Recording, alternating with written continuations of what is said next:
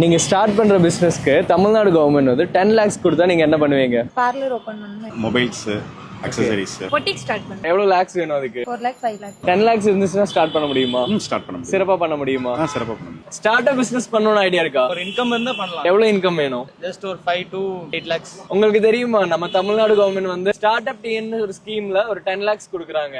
தெரியாதா?